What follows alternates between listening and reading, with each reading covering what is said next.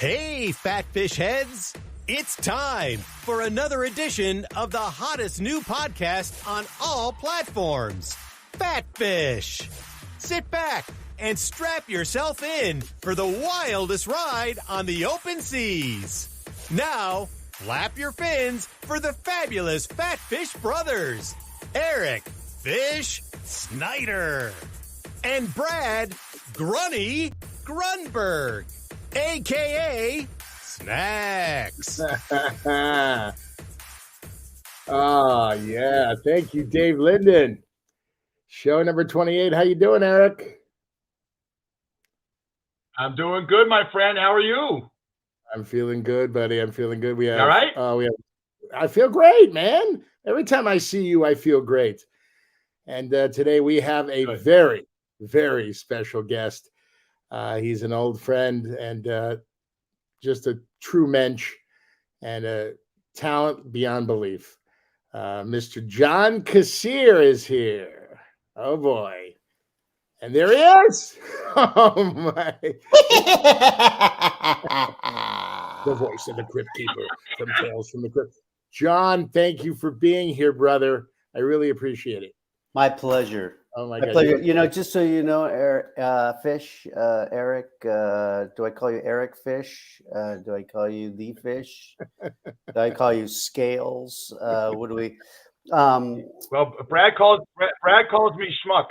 A schmuck on this high holy day. And people, I'm not a Jew, but I play one on TV constantly.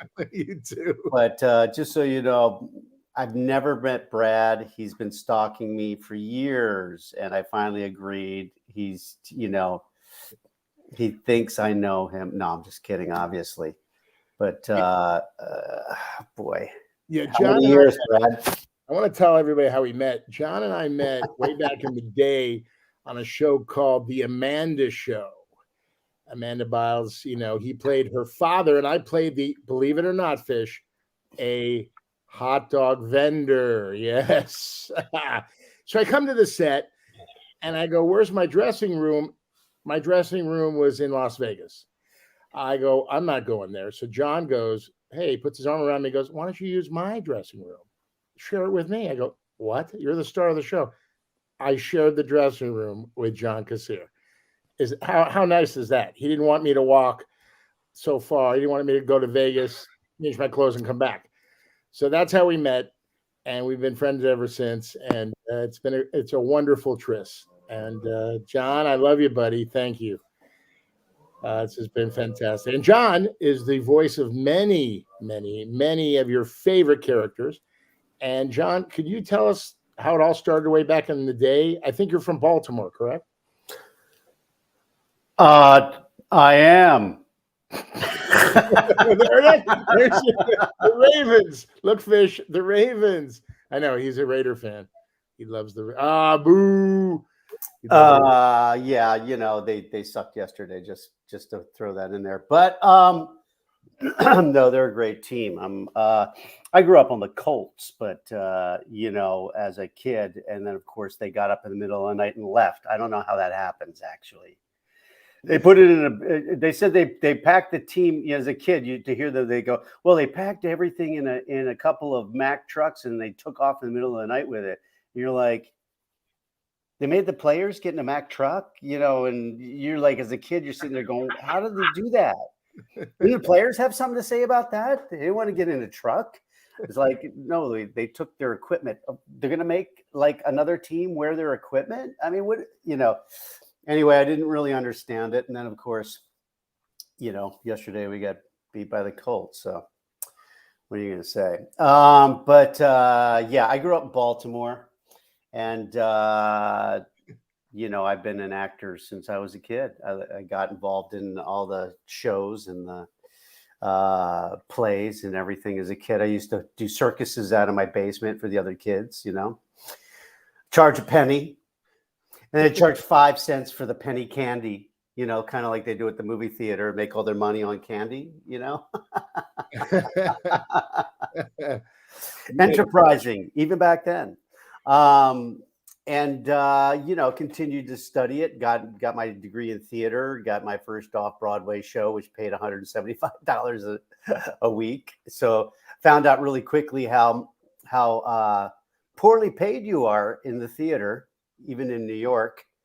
And so I started doing stuff like street performing in front of the Metropolitan Museum and that kind of stuff, and doing a little bit of actually hadn't really done much in the way of stand-up comedy. I'd done sketch comedy for a number of years with a Baltimore-born comedy group called Animal Crackers, toured the world for the USO and that kind of thing. We had quite a lot of success as a small improv group. And then here's one of my first things that I had as a kid there in the background. If you look over there, you see the little ventriloquist dummy. When I was a kid, I used to remember when you were kids, they had like your mom could drop you off somewhere while she shopped and nobody'd arrest her. Because I remember my mom dropping me off at a place called the Toy Barn. The Toy Barn was, think Home Depot, but with toys. And next door was the grocery store. So she'd drop us off. We had 5 kids in my family. She'd drop us off while she went shopping. We just check out the toy store. And they used to have the ventriloquist dummies on the shelf. And I would climb up on, these erector set type shelves, and I'd hold the dummy and have them talk to people as they walk by. Oh my gosh.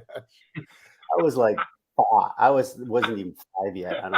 On my 5th birthday, I woke up and my mom had got me when I was sitting on the end of my bed. So, it was something that I toyed around with from the time I was a little kid, in terms of voices and characters and that kind of thing. So, eventually making my way, got an off-Broadway show called 3 Guys Naked from the Waist Down.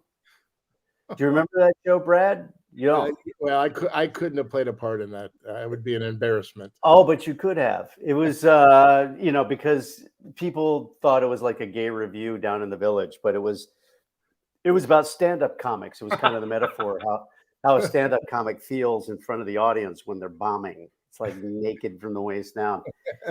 And my good buddy Jerry Colker wrote it, and Michael Rupert, Tony Award winner for Sweet Charity, and all these other, as an actor, wrote the music, and it was a wonderful hit off Broadway. Starring myself along with Scott Bakula and Jerry Colker, who wrote the piece,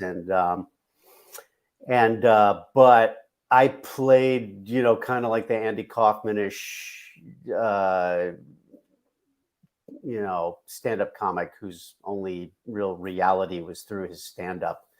And Scott played the quintessential MC brilliantly, I might add. And Jerry played the angry comic, like the guy who dropped out of Harvard Law to become a stand-up comic, to have a soapbox to get up on and fling his angry comedy. They said, and now Phil Coonan, whose personality had been described as the great coral reef, please welcome, kind of thing. And it was a hit. Was that? Oh, no. We wanted to know, I want to ask you a question. When you got to LA, did you do more voiceovers or did you do more acting? I know you started in New York. Completely acting. I mean, I hadn't done any voiceovers. I mean, I used to do the morning announcements with my buddy Fred in high school. Like everybody come to us and go, hey, can you do like for our event? And they'd give us free tickets or whatever. But every morning we do, the following morning announcement brought to you by a grant from the Mobile Corporation.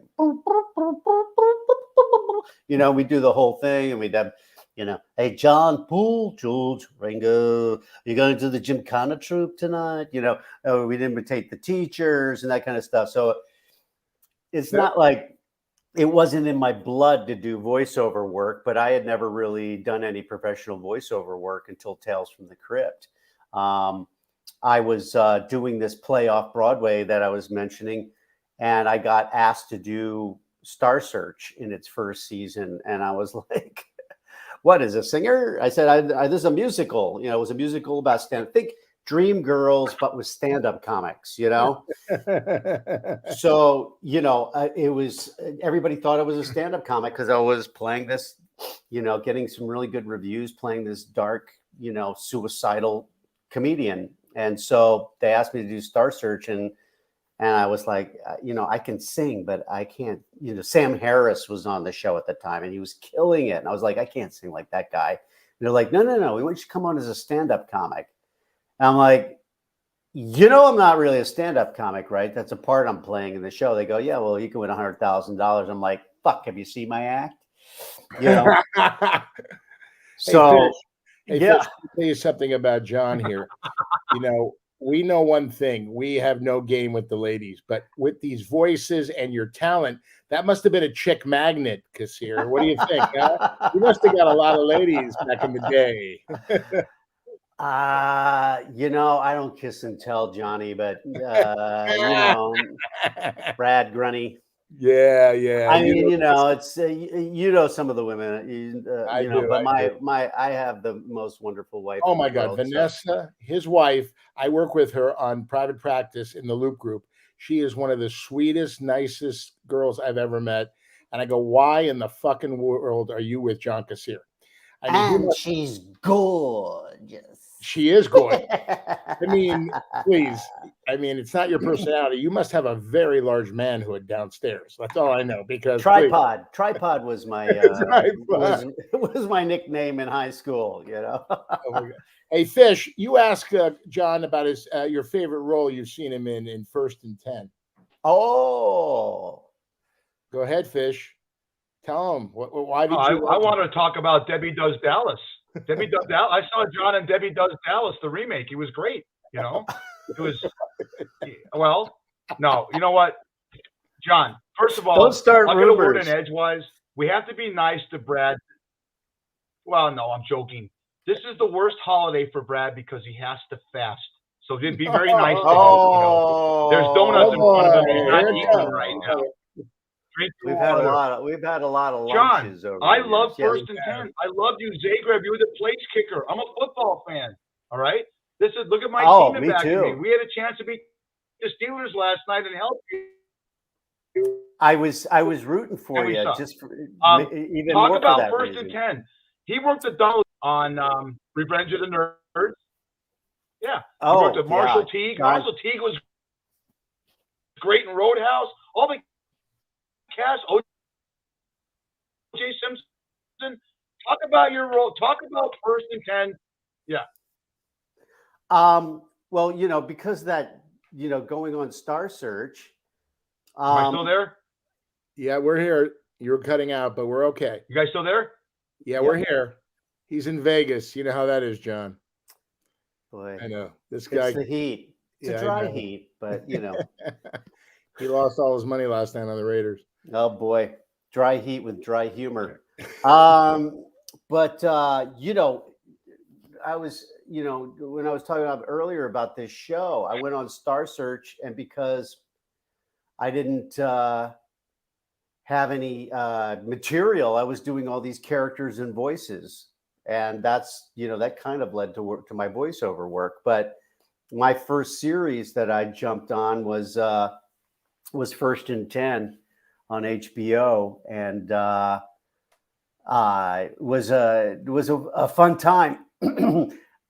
You know, if there was anything else that I ever wanted to be besides an actor, it was a football player. Really? Yeah. You know, I was an athlete all through school. Lacrosse was probably my best sport. Had some scholarships to play lacrosse.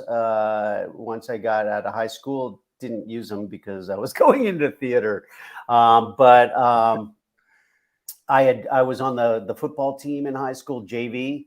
It's 135-pound running back, and but very fast. Was a very fast runner, and I think I practiced maybe 2 days with varsity. when I moved up and got my ass kicked, and I was on the soccer field the next day. And I had never played soccer. We had like the state championship soccer team, you know, and I made the team because of my athleticism, but mostly, you know, sat the bench in that sport. But football, you know, I'd always wanted, if I had, you know, been a bigger kid, you know, it might have been something that I had wanted to pursue. So being on 1st and 10, playing a football, even though he was the kicker, not a running back or anything, I got to be on a show with my biggest football heroes. They had somebody on the show every week, you know, as well as great actors. You know, that was Delta Burke's first series. That was Chris Maloney was a quarterback on that show from SVU. Jason Begay, who was on Chicago Cop. You know, Chicago PD or Chicago Cop. I can't remember the name of the title. Yeah, Chicago PD, I think. Is it PD? Do the same as does Chicago Fire, but you know, as the sergeant, wonderful actor. Gosh, you know, I mean, obviously we had the comedy, which was me and Don Gibb and Tony Longo and Prince Hughes and Cliff. I mean, just an amazing group of people. And then, of course, we had OJ on the show, who was a producer and an actor on the show, played the general manager, who was a really great boss to work with, actually. You know, I mean, over the years, I came on. They brought me on to do two episodes, beginning of the second season, and my first scene was shooting in a bar with Sam Jones, who was playing the quarterback, you know, who we all know from Flash Gordon, and OJ. And I had them laughing so hard, OJ was like, "We need to get this guy on the show all the time." Well, I wound up on the show the next 6 years. Wow. Regular. Wow. So, did you have to show that you could kick the ball, or did they have a stunt guy come in and do all your kicking? All right. Funny story. There was a whole progression to that. That's a really good question. Because when I went to the audition, I brought like a Nerf football with me. And I wouldn't speak English to the casting director or the producers. And they were hysterical. And then I go, so I do the scene, and then they go, "Now I kick. The guy goes, "Yeah, sure, whatever." I take off my shoe. I use it as a tee.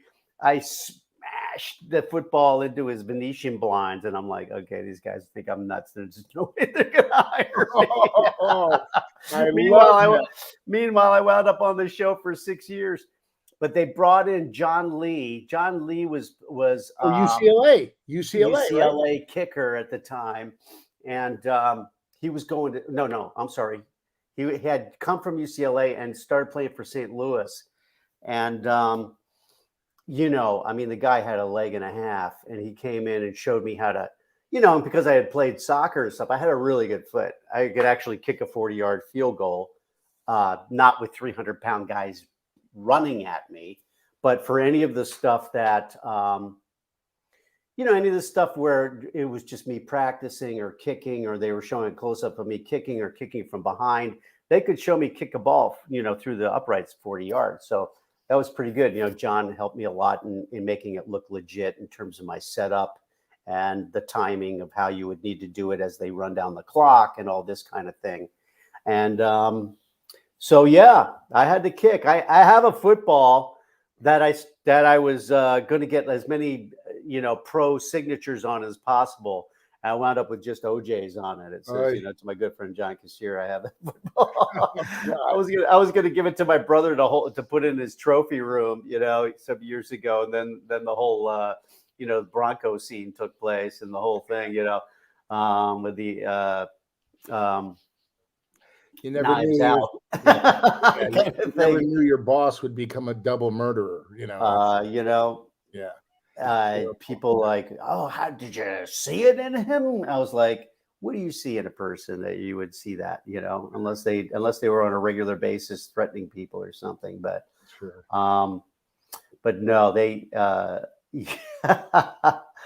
But yeah, my brother was like, "Hey, where's my football?" I go, "I'm keeping it now." I'm gonna keep it. No, let me ask you. I don't know where Fish is, but who cares? Because I'm the show.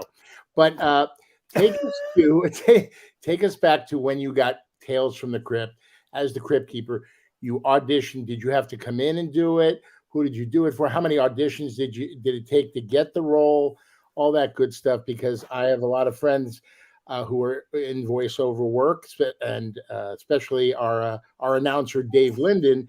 He would love to know how you did it and how you got the part. Well, because I was already working for HBO on First and 10, they thought of me. Called my agents and said, "Hey, can John come down to Kevin Yeager's studio and audition? We need somebody who's, funny. And since you've been doing stand-up comic, by the way, after winning Star Search, I don't even know if we ever got in there that I wound up winning Star Search. No, I didn't know. Oh, you won Star Search. Oh yeah, I won $100,000, dude. Oh. I beat Sinbad in the finals. I beat Rosie O'Donnell in the semifinals. You didn't know that? How did you not know this? I should know this. What's wrong with me? Well, I was leading up to that, talking about Three Guys Naked and all that stuff, and how they came and asked me to be on the show, and I was and I went on, because I had done sketch comedy and stuff. I would and because I didn't have an act, I would do like The Wizard of Oz in 2.5 minutes. It's a twister as cold and I must conquer. This kind of shit. And what's them? That's the castle of the Wicked Witch. Oh, Dorothy's in that awful place. Oh, I hate to think of her in there. Fellas, we've got to get her out. I got a plan how to get in there, and you're gonna lead us. All right, I'll go in here for Dorothy. Wicked Witch and the Wicked Witch. Gods and no gods is just one thing I want you fellas to do. What's that? Talk me out of it. Have you ever been institutionalized by your parents? Oh, yes, actually. Story for another day, Brad. Another show, yeah. Another show, another day, not on a holiday. Okay.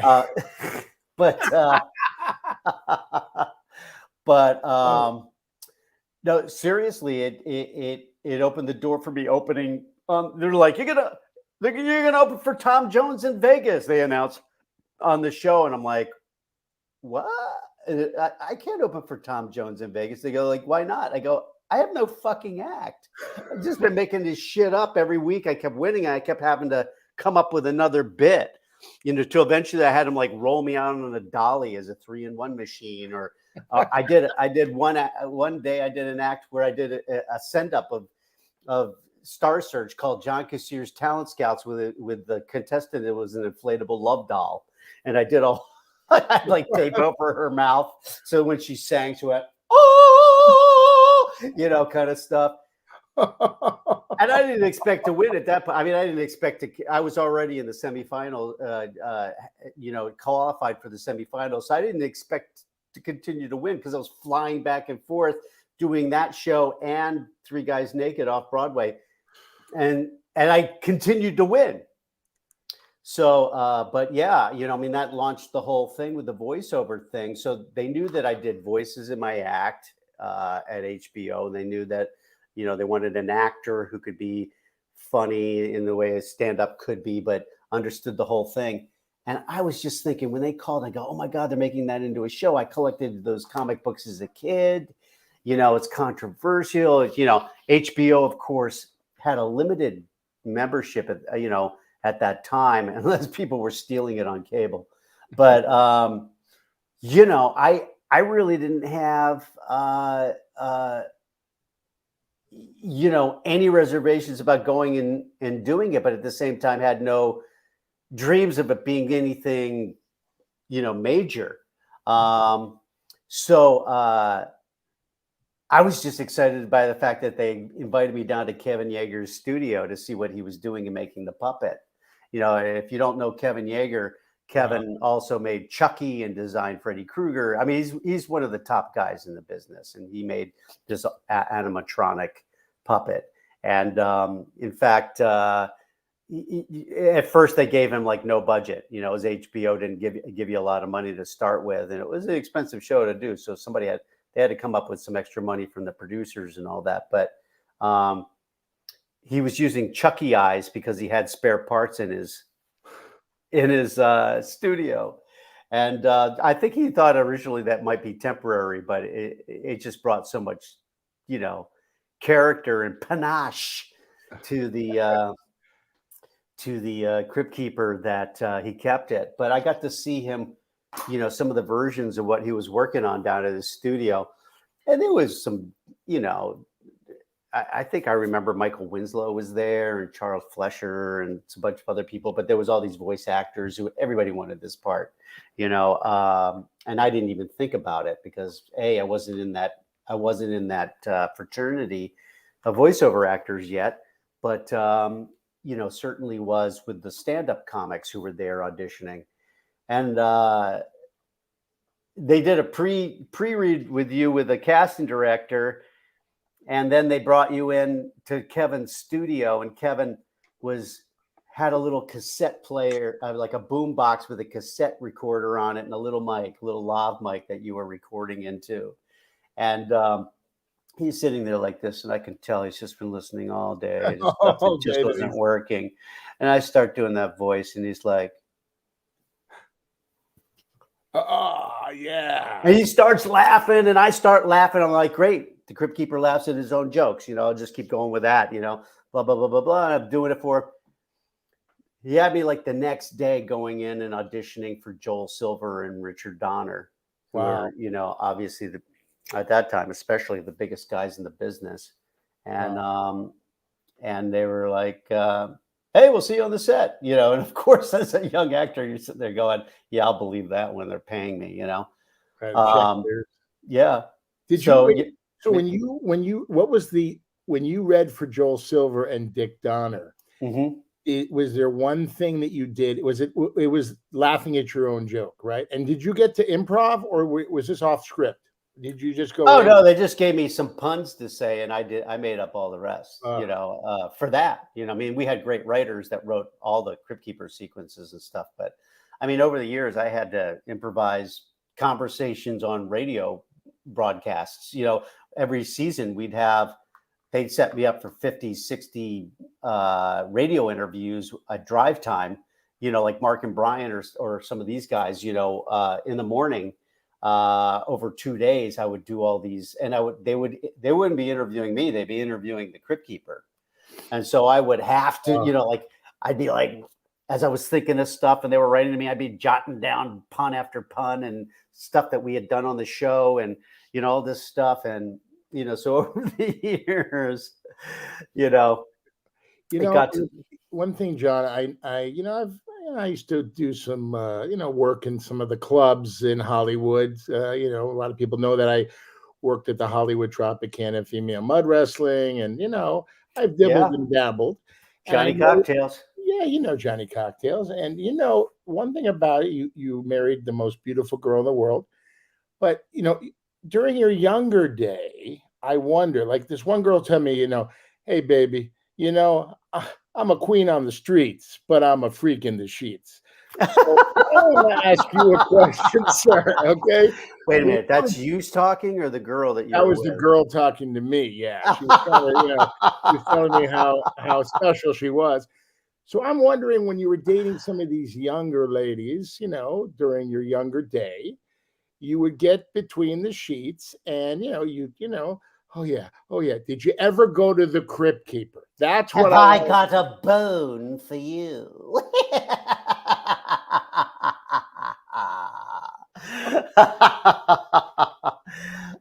I don't remember that. Oh, you know what? There was a lot of really wonderful, colorful ladies over the years that I dated. Every single one of them was special and wonderful, and not all of them are even with us anymore, but sadly.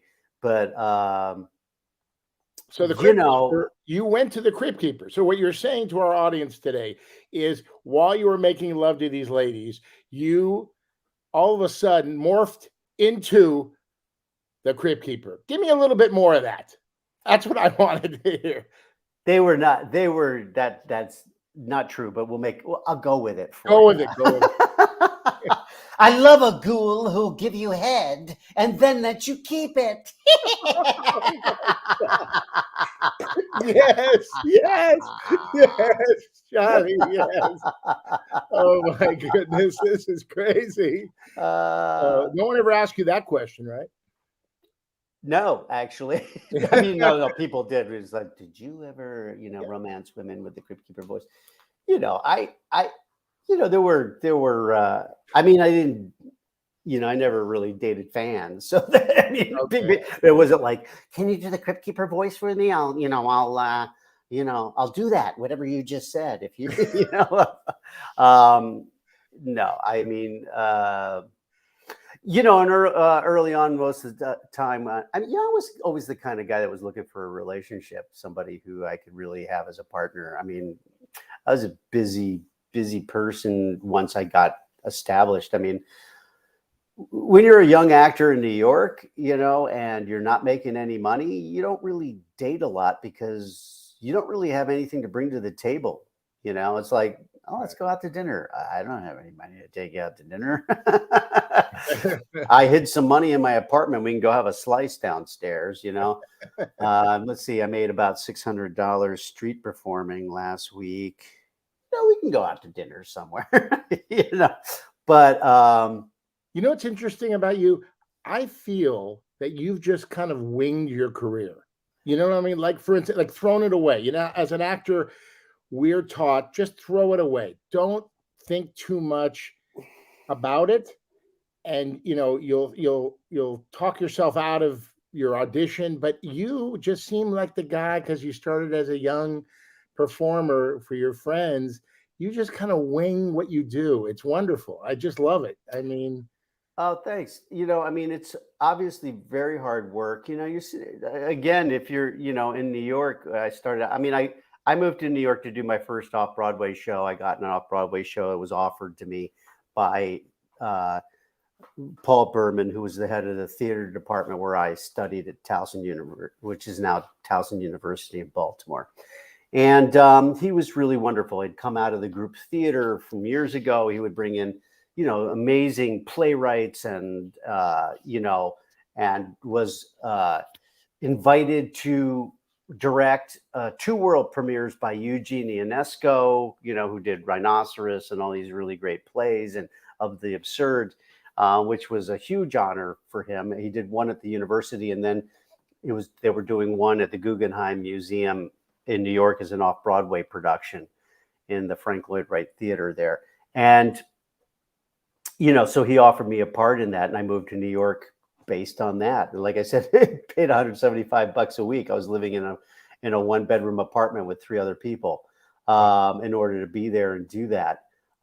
So, making a living is really, very, very hard at that point. And you feel like you're so far from ever having a professional career.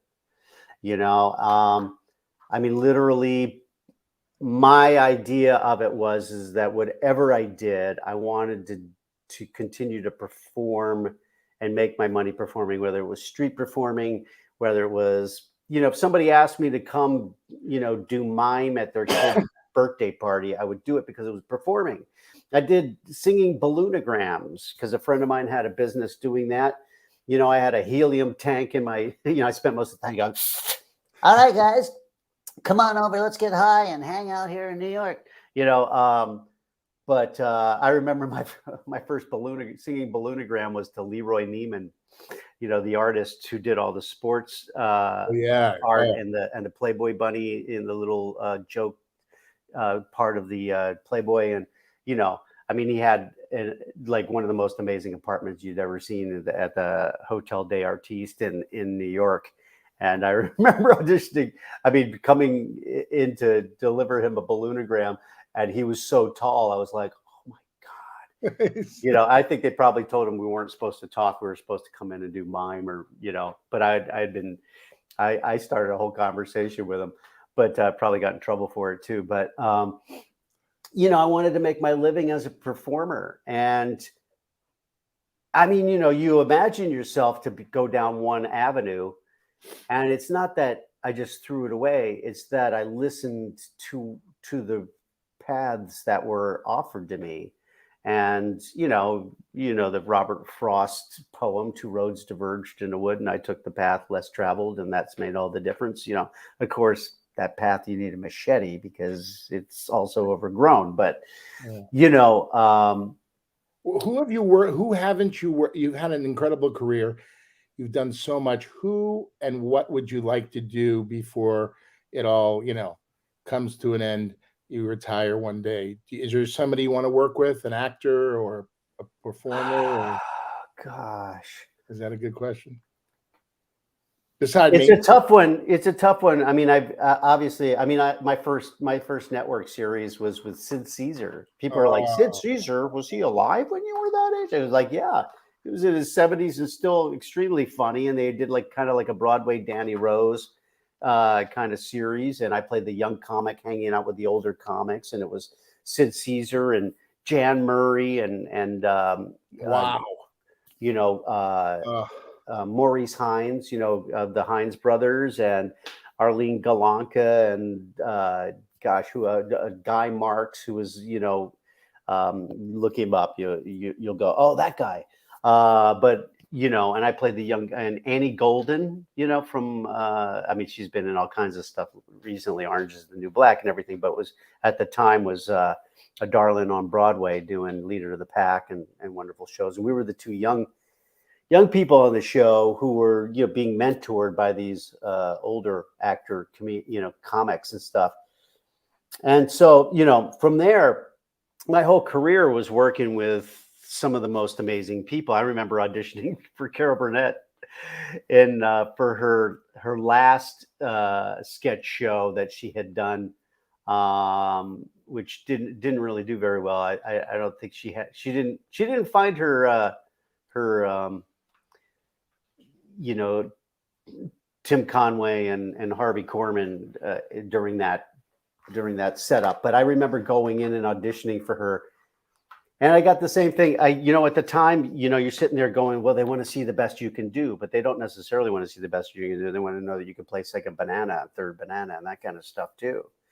And so I remember going in and auditioning for doing my Wizard of Oz bit for Carol Burnett in this little office. And she was like, oh my God, you should have your own show. And of course she didn't hire me. And you're like, oh crap, I blew it. I played too many of my cards, but so I did have a lot of opportunities with a lot of famous, and some of my heroes. I remember doing a CSI, NCIS episode, and I was supposed to be one of Robert Wagner's oldest and best friends. And it was just so much fun hanging out with Robert Wagner, who I had grown up watching on TV. And he was still so handsome and also smart and funny. And he just told me story after story. I was like, oh yeah, Jill's out there, probably trying to, pick up young guys in Beverly Hills. Of course, he was kidding, while we're hanging out here. And, he's talking about Jill St. John, you're still like, oh, thank you for using just her first name and talking to me about her. But, how can you not fanboy out in that, as a comedian, getting the opportunity over the years to hang with, at the Improv, I used to hang with, Whoopi Goldberg or who happened to be in the room at the time, and they knew who you were, and oh, let's do a stand-up special together. Let's have lunch. So okay, we go to Lucille Ladobe, have lunch with Whoopi Goldberg. As whatever. We were working on a soundstage next to each other while they were right next to Seinfeld. Let me ask you this: series, yeah, you've been with so many people. Let me ask you, what advice would you give a voiceover artist, an actor just beginning their career? What advice would you give them of the maybe the ups and downs of your career, because we've all had them, but you've been so successful. What advice would you give, like my buddy Dave Linden, the voice of our show? What advice would you give Dave Linden? He's very established, but he always likes to hear from guys like you. I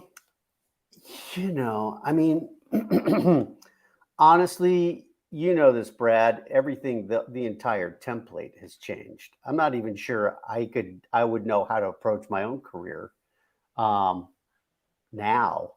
I mean, obviously it's about social media. I mean, I always wanted to create my own stuff, and there wasn't a platform for it. You go, oh, I want to pitch this. I go to my manager, I go, I want to pitch this. And they'd be like, well, without having a showrunner attached, without, somebody established in the business, they don't even want to see it. If you don't have the script represented by an agent, they don't even want to read it because they don't want to get sued if they use it, blah, blah, blah, all these different things.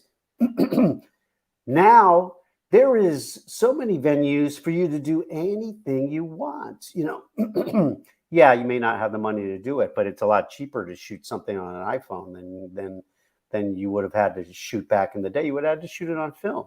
True. Videotape or whatever. It was expensive. You would have had a crew. You would have had somebody light it, the whole deal. So honestly, the biggest recommendation I can have now is partner up with the people you've always loved working with, especially young people that, as a young person. I mean, just about everybody you see on a comedy nowadays, came up through doing everything from Groundlings to Second City to Upright Citizens Brigade, to, all these different, and I came from a background of improv. As an actor, doing improv not only is a great networking part of the business, especially here in LA or in New York, but or Toronto for that reason, wherever it's still, beloved, it also made me very comfortable walking into a room and auditioning for people. Right. And you do that so well. Your manager, I heard, was Ruben Cade, right? Yeah. He had a brightly colored bus, but this irritating family that he had along with him, these partridges that he had following me around all the time, just so irritating because everybody always would like, I'm sorry, it's fine. We'll feed you at lunch for your job, but you can't bring the partridges along. We don't have the budget to feed them as well, You represented the Partridge Family and John Kassir. It's amazing, both very successful. What would you tell your younger self? What would you tell your younger self now? You've had an incredible career, decades in the business. Is there anything you would tell your younger self? Believe that you're enough.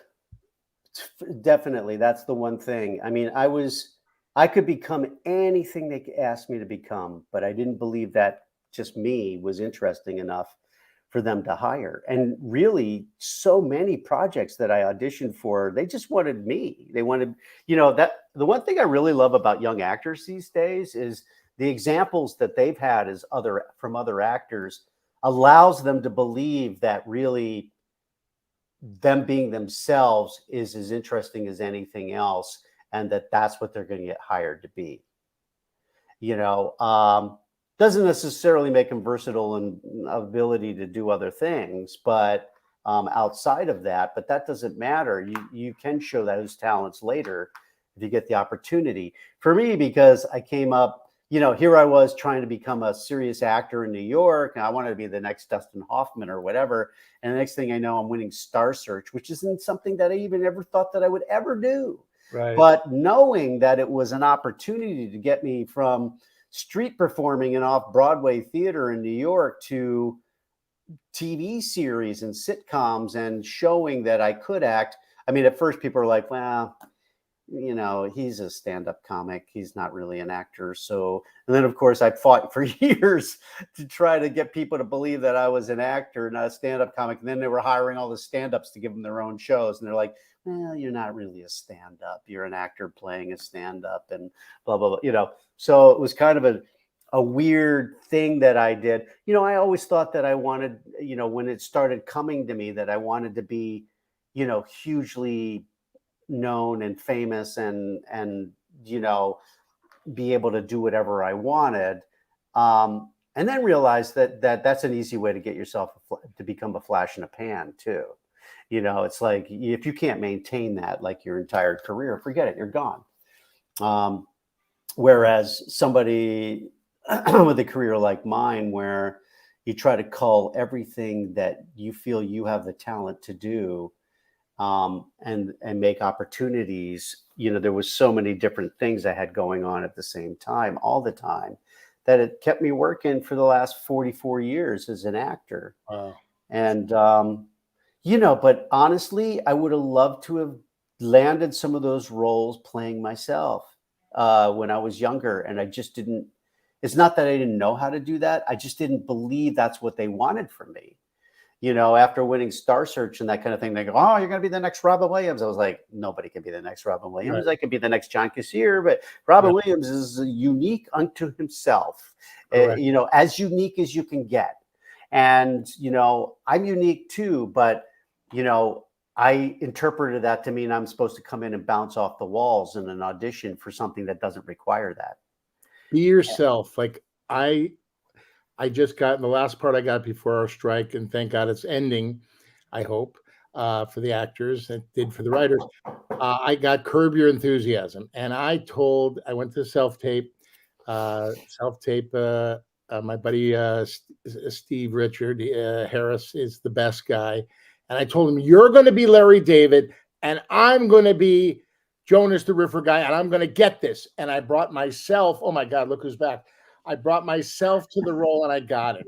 And by the way, I thought we killed off Fish. The Crypt Keeper killed this guy off, and now he's back. Fish, where you been? Fish? Okay. Yeah, exactly. Who knows? But I love him. We threw him back. Yeah. Let me ask you this. Like you do with Fish. Of course. John, my grandma always said something. And first of all, I want to say something personally to you. I love when people are successful who deserve it. You have a big heart. Thanks.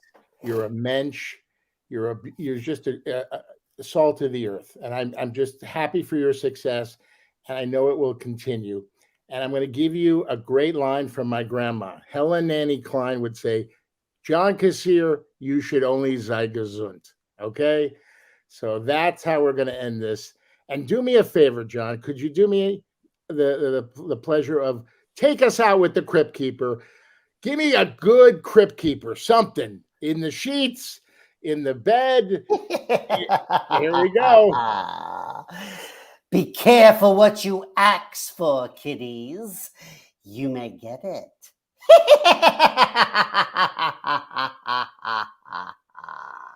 John Kassir. Oh my goodness. Thank you, John. I love it. You're the best. Oh my God. Look at Chucky. Those Chucky eyes. Fish, are you? Oh yeah. Tales from the. Oh, God. John, thank you so much. I love you. My pleasure, guys. It's great talking with you. And we'll. Fish, are you there? I guess not. Wow, what a show. Number 28 is in the books. I don't know what to say. It was one of the best interviews I had. Fish, I love you. What happened? We got to call Cox Cable. I just want to thank everybody. I want to thank John Kassir. I want to thank Fish for not coming on the show. I want to thank Dave Linden. He's going to be taking us out. We'll see you next time on show number 29 on Fat Fish Podcast. I'm Brad Grunny. You've been listening to the Fat Fish Podcast, heard on all your favorite platforms. Until next time.